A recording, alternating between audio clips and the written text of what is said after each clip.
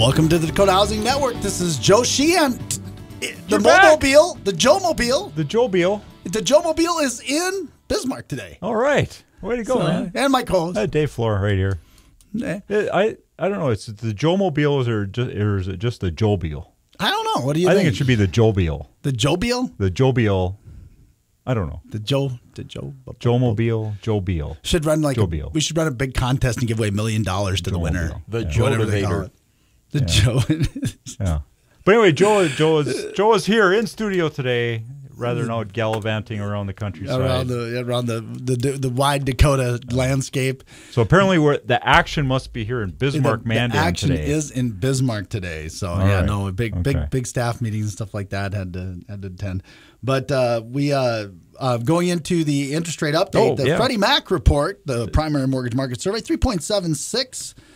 On this Thursday, on the 30-year fixed, at 2.99 on the 15-year fixed with 0.6 discounts. That is down. Not much last of a change, though. 3.85, 3.07. Rates are phenomenal. All right. Well, we have interesting news could happen today, though, with interest rates. And? I've got this from our friend do tell. Barry Habib at the MBS Highway. Do tell. We had initial jobless claims. He's locking them, isn't he? He's carefully floating. Yeah. Carefully floating. He's anxious. I know. I feel it. The initial jobless claims came in today. They were reported at 263,000, which is a decrease of 13,000 from last week's and stronger than expectations of 271,000. That was the best claims number in almost 3 months. Now, you wonder about that number because that just means there's more people that dropped out and didn't file claims, that didn't actually get a job, but just didn't apply for claims. It was, put a claim I believe it was Elliot Eisenberg who a couple days back talked about the labor participation rate. Yeah, and I've got that here too. Yeah, go ahead. So you get these reports and these numbers, and it's kind of like a grain of salt. Mm-hmm. You see something else that backs it up later. But now the big news today would be at 1 p.m. Central Time, the Fed will release their minutes from their September 17th meeting where they did not hike rates, and I'm paying for it. Darn those guys. Now I'm going to find out why. When are we doing that? Well, I got to throw it. I got to pick a couple dates and throw it out to you guys so I can buy Greg lunch. But now I'm going to find out why they didn't. Why did they let you down? Because they're releasing the minutes. You get to find out why they were wrong. Yes, exactly. Okay. So anyway, they're going to release their minutes. And of course, the market is listening for any insights into their thought process for a Fed hike, employment, and inflation. Now, Barry thinks that with the recent weak employment data and lack of inflation, it's going to be hard for the Fed to hike rates this year. You know what, though? There's such an argument, and this is where you were going, and I know what you were thinking when you thought, well, maybe it has to be this September, is that it's like a Seinfeld. You know what? The government is like a perpetual Seinfeld episode right now. Mm-hmm. And so you can almost see the Fed saying we have to raise rates to cause the recession so that we can lower rates to save you from the recession. Well, because we got, and we'll talk about this later in the thing, but this just regarding the interest rate conversation right now, there are some signals of recessions out there now. Now, and if you're someone who believes in economic cycles, we're overdue. Yes, we're way overdue. And so if you just believe that by nature of like, hey, spring's got to come sometime this year, well, and you think a recession has to come sometime this year, well, we're way overdue for a recession to get here. And I wonder what recession colors are at JCPenney's when it comes out, when the season comes out. But when you you'd think it'd be red, right? You'd think it would be. Yeah, and you're wearing a red shirt today. So. And I got a red shirt on today. Yeah. So you'd think it would be. Yeah. So a slowdown must be pink. There you go. Yeah. But anyway, so we got the pastels and just, Yeah. But there's an argument to be made is that interest rates, one of the important things interest rates do with the Fed is they help control the steam on inflation, which is one of the ways you manage a recession. Yeah. And without an interest rate at all. We're zero, folks. We got nails and we got no hammer. Yeah, and yeah. So there. I mean, it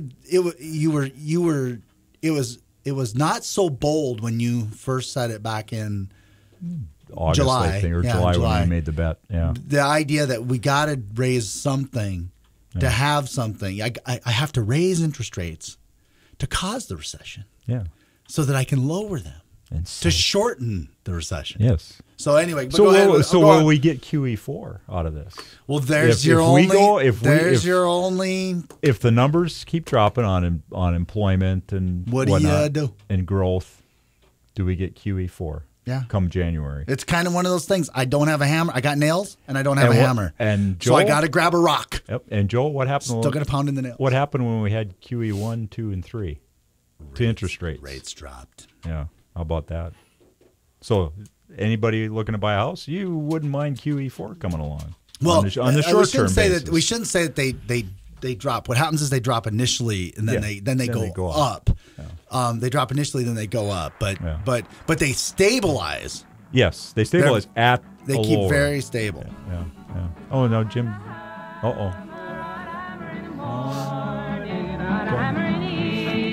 That's us. If we had a hammer, that's what the Fed's going to say if they have a recession. There you go. This if will they be get their a recession theme song. and they have no interest rate to deal with, they're going to go, if I had a hammer. Yeah. Now, speaking of labor force participation rate, you mentioned Elliot, our friend Elliot Eisenberg, his blog from Tuesday. Labor force participation rate is 62.4, lowest level since October of 1977. And just for folks that might be tuning in for That's the first 40 time or years don't ago. follow us all the time, labor participation rate is how many people are actually. There's a shadow inventory of workers out there. Yeah. There's all kinds of workers out there who aren't being counted in the unemployment numbers because they're not looking for work. Right.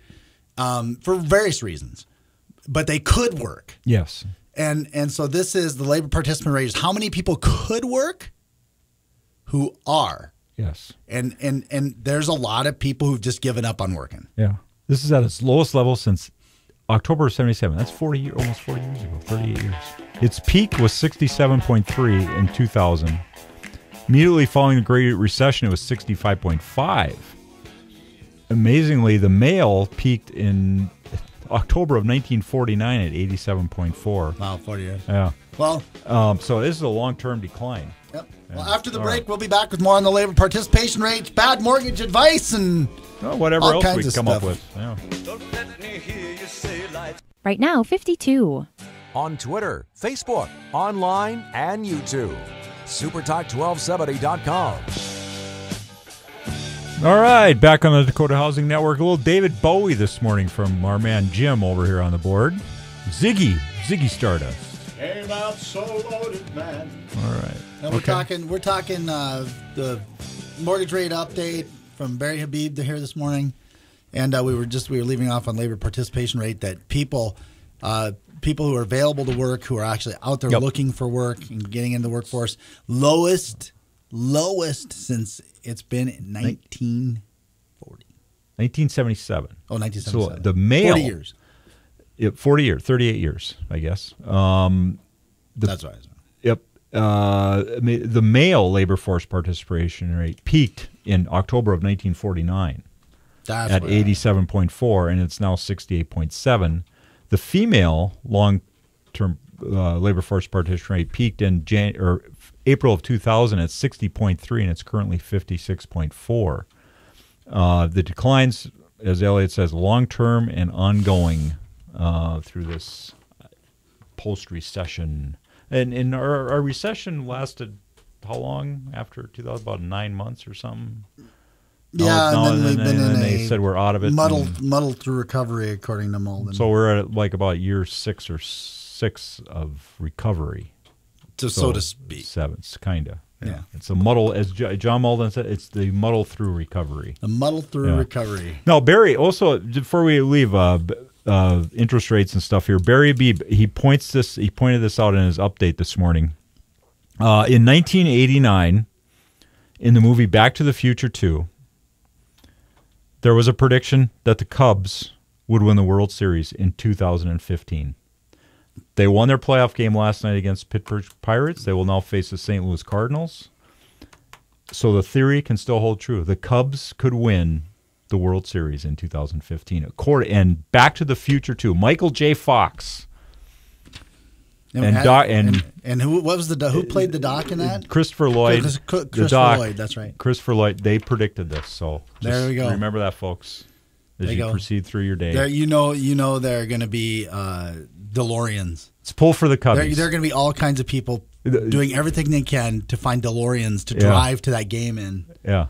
Remember the DeLorean? Yeah. But wouldn't that be something? Actually, back in my early banking days, I actually did some loans on some DeLoreans. Really? Yeah. Oh, boy. Wouldn't that be something, though, if the Cubs won and the movie predicted it and the Cubs won the World Series? That would be so cool. That would be incredible. Actually, it'd be great. All they have to do to break the curse of the GOAT just get there. Is get there. Because we were talking, it's like 1903 or something. Since they won a pennant.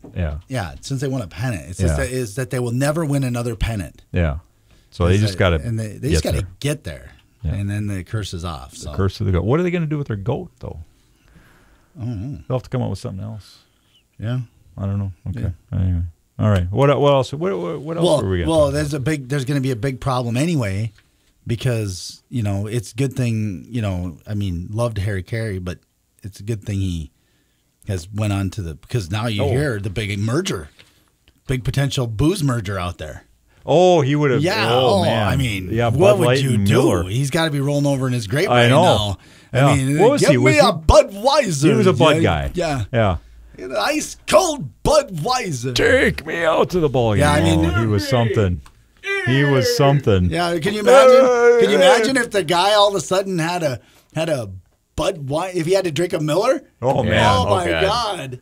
There was a video out there of him once doing some call where he was drunk, and some guy hit a ball. Feeling he's going, it's back.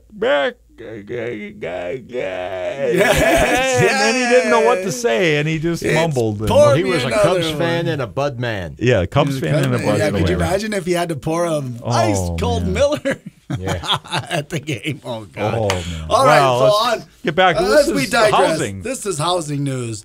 Go ahead.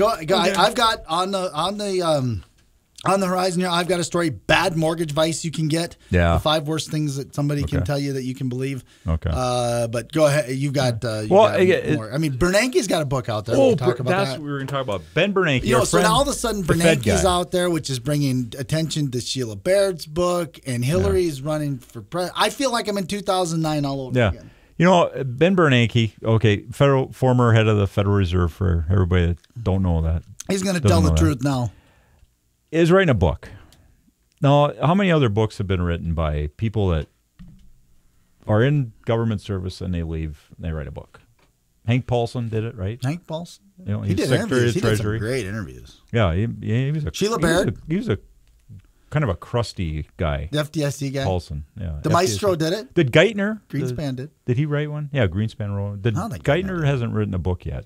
I don't know anybody would want to read Geithner's book. I don't know. I don't want to read Bernanke's book necessarily. You know who Geithner's like? Geithner's like Richie Sambora and Bon Jovi. Yeah.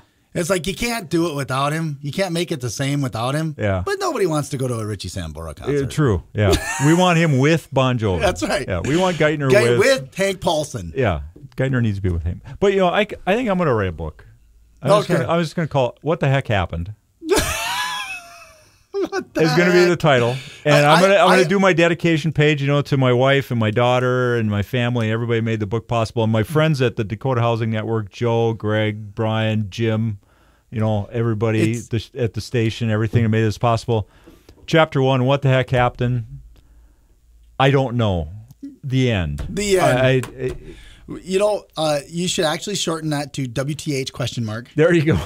Everybody will get it. With the first chapter being what the heck happened. Yeah. And the conclusion. Hashtag. Yeah. In the conclusion, I have no idea. I have no idea. I don't know. Yeah. I don't know. That's hilarious. No, that's great. Yeah, but would you have to quit your position in government service to write the book? Well, I'll do it when I retire. Okay, there we go. Yeah. That's what everybody else does. You retire and you and by then you won't know. And I'll probably have forgotten. You'll have forgotten. And everybody else will.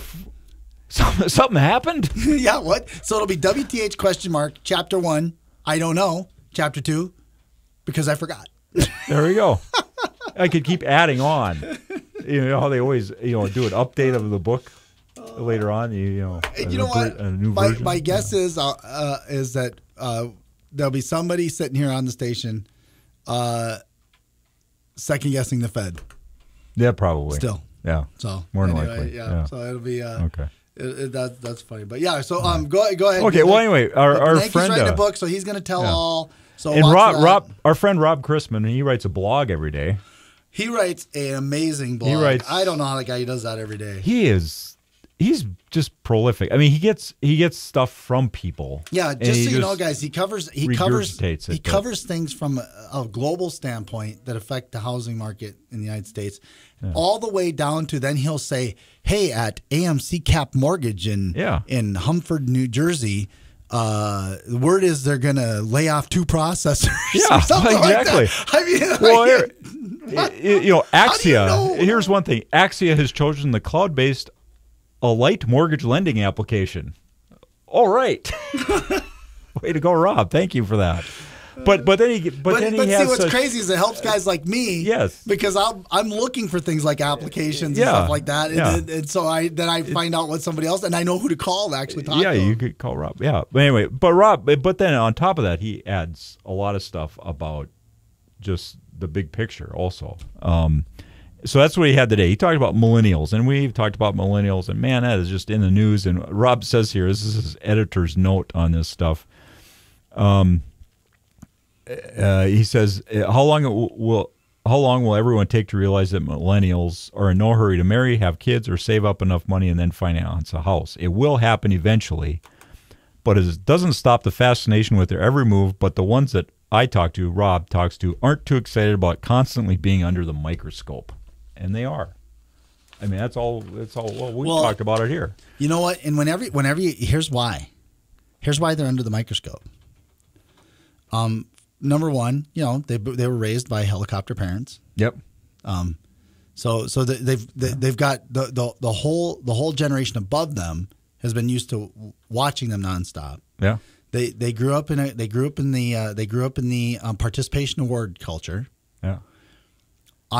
So on top of that, so everybody's constantly asking them what they want, but now that's become an economic reality. Yeah, because they are the largest potential consumer market. Yeah, and they're bigger than the baby boomers. They're bigger than the baby boomers, and so all of a sudden, So what has happened is they got raised under this high attention environment by a group of people who are now looking at them going, oh, but now they're also they're consumers. Yeah. And so now that focus has changed into something, it's one thing when they're going to play soccer game, but now it's serious. They're buying stuff. They're buying stuff, and they're going to get me to retirement. Right. The baby boomers and the Gen X. So now they really matter. They're going to be paying for me to get to retirement. Could you ever think somebody's going through their life and go, I just matter too much? Yeah.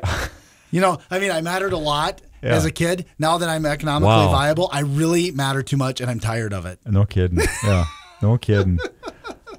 But anyway, Rob, and he asked a good question here, but the Council of Economic Advisors, and do you know who they advise? The Council of Economic Advisors. You hear them all the time. Who do they advise? Rob doesn't know either. He doesn't know. He works for Stratfor. He doesn't know who they advise either. Know? Yeah, he doesn't know. But anyway, he says they released some research that could help real estate agent and lenders. Research found that top life goals of millennials, what they say are the most important to them, are have their children be better off, time for recreation, contribute to society, find new ways to experience things, and living close to friends and family. Okay, so that helps real estate lenders. Okay, what do they want? I don't see buying a house wasn't really on there except the part about they got an app for that, having their children better ff, and living close to friends and family. You know what? Yeah. That would be so genius.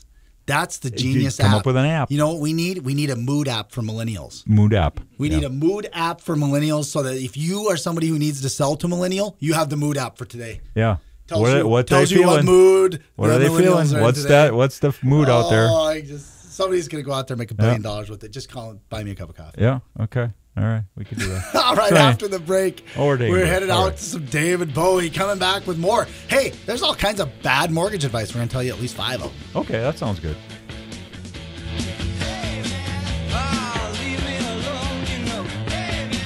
Right now, 52. On the web, on the go, everywhere. supertalk1270.com. All right. We're back on the Dakota Housing Network. Dave Floor and Joe Sheehan, along with Jim Walsh. And a little David Bowie's joining us in the studio. Now, you said this is what song? Panic in Detroit. Panic in Detroit. From the Aladdin Sane. As Jim plunges into the depths of David Bowie's collection. That's scary. Oh, That is scary. His collection. Okay. Yeah. That is scary. Yeah, don't dive in anywhere Well, else. it's a pretty heavy song. It's about the post-apocalyptic urban landscape that is Detroit. The Walking Dead, in other words. Yeah, Kinda you know. thing. Detroit, in other words. Yeah, okay. All right. Okay, where you can buy a house really cheap. Still. Yeah. Like for $1. Well, think about it. I mean, some Buy of a those block- cities, a some of block those for Rust $1. Belt cities, some of those Rust Belt cities are bound to have some kind of renaissance sooner or later. Yeah. You know, A lot.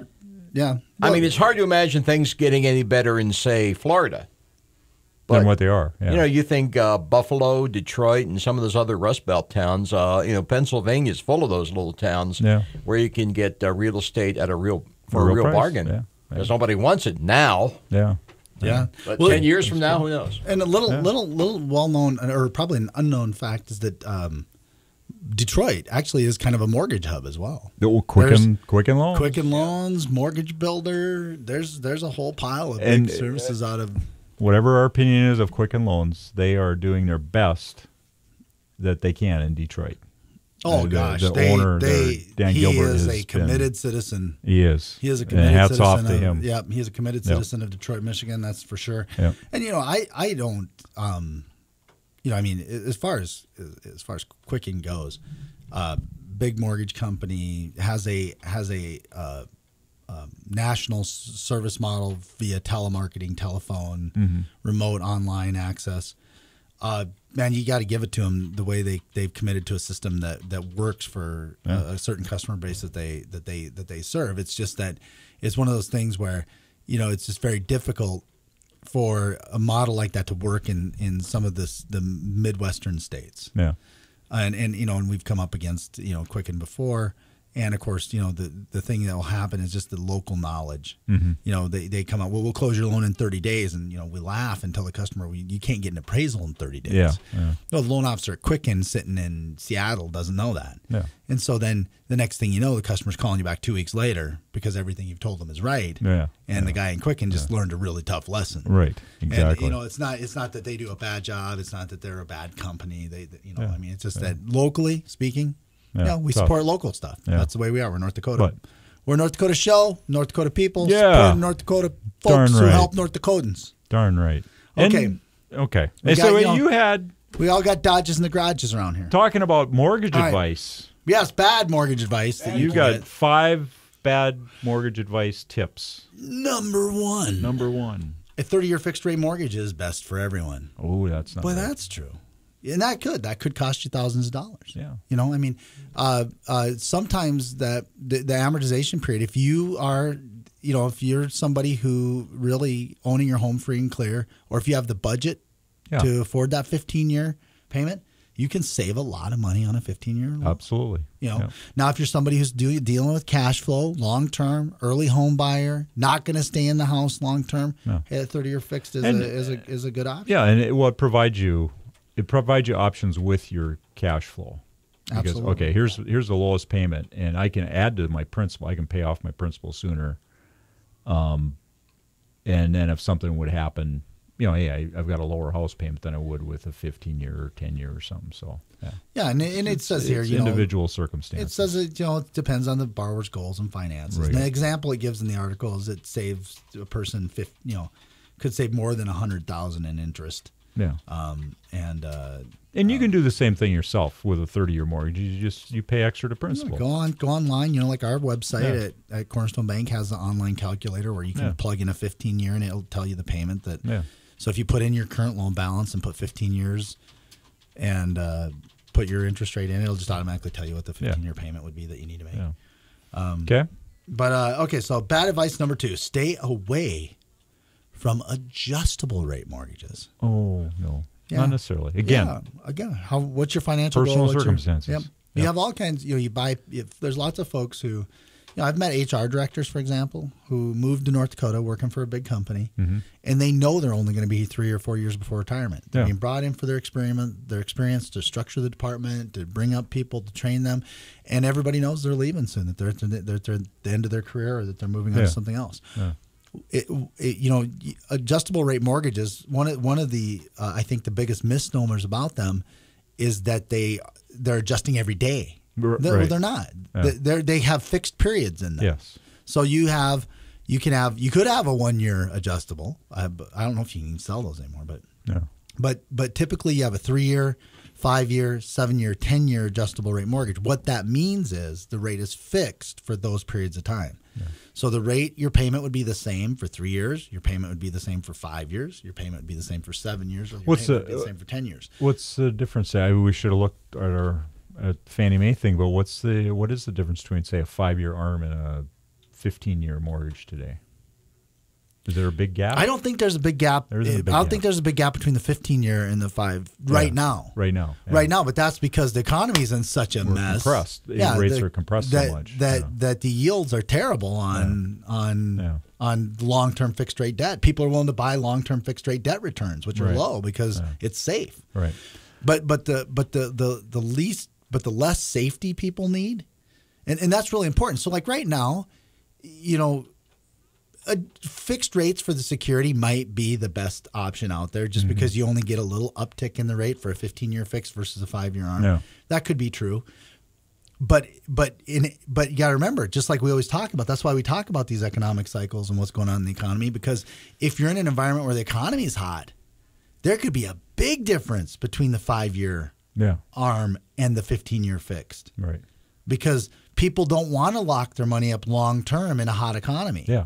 So they buy the short-term debt, like the short-term treasuries, the 3 years. Exactly. There might be a big difference between a 3-year and a 5-year. Yeah. Because just the appetite is, I don't want to lock my money up that long. Yeah. So really, if you wanted to do a 1-year ARM or a 3-year ARM, then in today's market, you're probably going to get a pretty good rate. Right. There is that gap, like you just said. Yep. Yeah. And so the one reason to look at ARMs is if you're in a short-term situation, the better the economy is doing, probably the better those ARM options are going to serve you if you're in a short-term situation. Yeah. So again, one size does not fit all. It's your own circumstances. Yep, absolutely. Okay, number 3. Well, or if you're predicting a recession, if you're a genius, like us here on the Dakota Housing Network, because I did have customers who their rates went down. They can go down. Yeah. So they were in these low ARM rates. And we never refinanced them into a fixed rate. Because what happened is their ARM rolled into the recession and their rate actually went down, and we couldn't refinance them better than. So if you think QE4 is coming, for at least right now, maybe you don't refinance. You take it.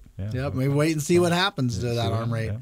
And they don't adjust every day, folks. They adjust over 6 months or a year, depending on what the schedule is and what index they're based on. Number three. If your home is underwater, consider a short sale. Okay, if your home is underwater, consider a short sale. Okay. Right.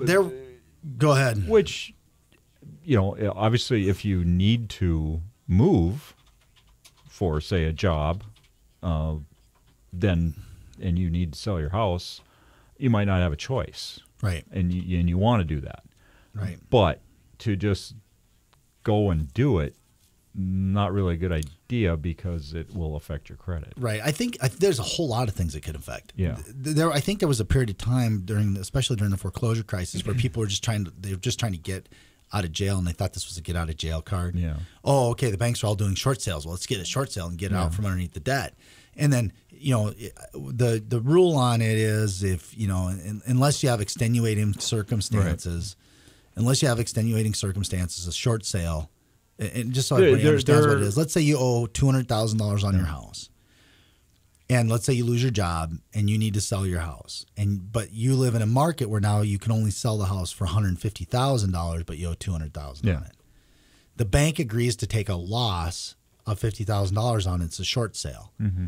The problem is we only got 2 minutes left, so we're probably going to finish this when we come back from the break. But the problem is, and you actually have been involved. Yeah. I mean, North Dakota Housing, you guys have to do this. Yeah. But so you probably should explain that versus me. But on my side of it, what happens is when you come back in to get your next home loan, depending on whether or not I have to treat that as a foreclosure depends on the reason for the short sale. Right. And it may be that I have to treat it as that you did a foreclosure as far as qualifying for your next loan. Yeah. And I've had these conversations with buyers where I go, it looks like you had a foreclosure. No, that was a short sale. Well, no. Okay, yes, it was. Mm-hmm. When you were talking to Dave about selling it was short. But getting approved with Dave again, it's now treated as a foreclosure for qualifying for a new loan. Yeah. And it's not something you should just do to do it. And there are limitations to who can qualify to do it. Mm-hmm. And it depend, like you said, depending upon your circumstances. But it is not something you want to just do on a whim to get out from underneath. If you can still afford the payment and everything, and you're staying there in the house anyway, don't try and do a short sale to go get another house. It ain't going to work. And there's some other consequences. When we come back from the break, we'll talk about the other consequences to credit, taxes, some of these other things. Rental. If you wanted to go rent maybe some other options. We'll discuss those too. And then we got a couple more that I have a question for you guys. Okay. Do you remember your President Nixon? Okay, we'll consider that over the break. Okay. All right. Right now, 52. Weekends with Stacy Keach, Richard Syrett, and Leah Laporte on Super Talk 1270. All right, back on the Dakota Housing Network. Dave Floor, Joe Sheehan. When I'm driving down the road, that song can sometimes fake me out into the Beatles' Twist and Shout. Yes. Yeah. When it starts. I don't know if anybody else gets that where, when you're not paying attention, like this time it didn't, of course, because I'm like, I know we're playing David Bowie today. Right. Who plays guitar on this song? Stevie Ray Vaughan. The great Stevie Ray Vaughan. Yeah. Oh, my. David Bowie asked Stevie Ray Vaughan to go on tour. Great. Yeah. So will you come out on tour with this? And Stevie Ray Vaughan said, no. I'm doing my own thing. And it kind of worked out for Stevie Ray until the unfortunate helicopter crash. Yeah. But anyway, we digress. We are talking. All I got to say is mess with her, see a man get mean. That's it. Yeah. Right. All right. So okay. We may have to do a Stevie Ray Vaughan day. We haven't done a Stevie Ray Vaughan day. We will. Okay. Next time. So short sales, something to consider, folks. Dave was moving on to this. Is that it's going to impact your ability to qualify in the future. It's going to be treated like a foreclosure in some cases. And that means 3 years for FHA loans. Mm-hmm. It means 5 years for conventional loans to qualify. But beyond that, too, there also could potentially be tax consequences, depending on and there's been a tax exemption, but it was always a temporary. For now, it's still temporary. There's a temporary, but if you wound up doing a short sale and you were doing it and it wasn't during the exemption period, any income you take in a short sale or any loss in a short sale. So let's say that there was a $50,000 balance on that loan that didn't get paid, you have to pay income tax on it. Yes, because we send a 1099-C to both you and the IRS saying we forgave $50,000 and you could potentially owe taxes on that. There's an exemption in place right now. Since the crash, and it's continued. So if it goes away, then you're going to have to prove that you don't have the ability to pay that back. There's some stuff in there you can still do, but it's not not something pleasant. So you don't want to just do it on a whim. Yep. Do it if it is your last resort. Other things you could do. You started going down that list. Why don't you talk about the other things you could do instead of short selling? Try first. Sure. Try this first. Well, number one, I mean, if you're not moving out of the state or out of your city for employment reasons or something, just keep making the payment on the house. Number one, find a way to do that. Look at maybe your interest rate's high, and you could refinance. Maybe you're in a 15-year mortgage. Before you wreck your credit, refinance it into a 30-year so you get a lower payment or in a lower rate. Whatever it might be, look at those options. Go, talk with your lender about it. There's other options as far as you could also look at if you do have to move out of town. Talk to your mortgage lender or your servicer about renting the house out. Maybe you can rent it for enough to make the payment anyway. That's going to save you from renting's a great option now, especially now. There's a huge need for rental space. Yeah. So if you're going to be moving away, that maybe is your option to do that. You could even still do that. You could rent the house out and downsize. If you need to downsize, it doesn't mean you have to get rid of the house. You could rent the house out and downsize to what you can afford. Yes. Yeah. And obviously it depends in your market as far as if you went out and had to rent a place yourself. Like in Bismarck here, that's probably more than what a house payment is. So it doesn't always work out. It usually works if you're moving away somewhere. But just exhaust your options. Go talk to a budget counselor. Go back to your original mortgage loan officer. Go back to your loan officer. Go to talk your financial to advisor. the Village Service Center does money management courses. They could look at where can you. Yeah, what do they call them in other something. Markets? What category would you look at? The service that the Village provides, is it called home ownership counseling? It's housing counseling. Just housing counseling. Yeah, so if you were like in a different market. Look for a HUD-approved housing counselor. Google a HUD-approved housing counselor. Yep. So there's some options that they look at. Make sure that a short sale or a deed in lieu of foreclosure or a foreclosure is the last option you want to choose. Here's another. This isn't necessarily bad advice. It's confused advice. Okay. An FHA loan is your only option. Okay, that's number 4. First-time home buyers are particularly susceptible to bad advice. And that's put out there that it's your only option because you are a first-time home buyer. Not true. Some homeowners might be surprised that getting a conventional loan might be better suited. And so what happens is, and here's what happens, it's the letters that screw everybody up. I can't tell you how many realtors who have been to my trainings, they've actually been to my seminars on stuff where I actually talk about your program and how your program does all types of loans, conventional, VA, USDA. And they'll say, yeah, well, I got a customer that needs an FHA loan, a first home. And then they don't know what the A stands for. Yeah. But because of the FH in it, it just, our brains automatically say first home. Automatically think that means first home, and it doesn't. It's federal housing. Well, you do trainings. I do trainings for the realtors, and I still get that question is... Yeah, you're FHA. They think you're FHA. Yeah. Oh, God, no. Your first home. No, I'm not FHA. Yeah, your first home. Don't call me that. But it's an easy... It is and easy, we're not making fun of anybody. No, it's an easy thing to do. Because we don't have a real word in our whole industry. It's ECOA, it's TRID, it's exactly. It's FHA, it's USDA, and we're commonly called HFA. Housing Finance Agency, right? Yep. So RESPA. There's TILA. Yeah. There's no real word in the entire... Now we got TRID and we got LE and CD. Yeah, CD and LE. Yeah. Yeah. It's and we've got and the only thing that has real words around them, but they're not. So even when we have real words, they don't make sense. So we call things people like Ellie Mae, Fannie Mae, Freddie Mac. Yeah. Ginnie Mae. Yeah. So anyway, very easy to be confused. The confusion in the industry, well understood. But one of the big things that happens is you think you're a first-time home buyer, so you think I need a first home loan. Yeah. And that FHA is Federal Housing Administration. That's just a type of loan that encourages home ownership. It has first-time home buyers particularly in mind because they usually need help. But you could be a millionaire. You could be Donald Trump and qualify for an FHA loan as long as you're buying a house that qualifies in that price range.